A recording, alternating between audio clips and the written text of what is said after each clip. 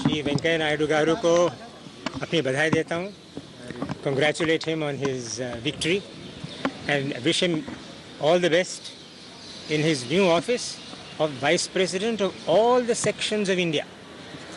Secondly, I would like to thank all the honourable members of Parliament for having voted for me. I refer to those who have voted for me, and I believe the number that has voted for me is beyond the expectations of certain calculations. I thank all of them very deeply and sincerely. They represent different political persuasions. They come from different parts of India, and they had all come together to vote for what they thought was the national good, which is the affirmation of the right to free thought, to free speech, the right to hold a different opinion, and the duty to serve the cause of pluralism and secularism in India.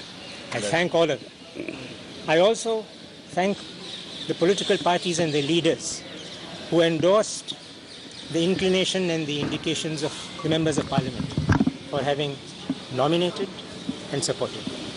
And finally, I would like to say to all the honourable members of Parliament, across the party divides, across the divide of this vote, I would like to say to all of them, honourable ladies and gentlemen, you carry a great responsibility and a great weight on your shoulders, and may you discharge your responsibilities in the tradition of the great parliamentarians of our country with diligence and courage. Above all, with the word of your conscience and the word of the Constitution guiding you. अंत में मैं एक और चीज़ कहकर आपसे विदा लेता हूँ, और वो ये है कि इस चुनाव में बहुत बड़ी दो विजय प्राप्त हुई.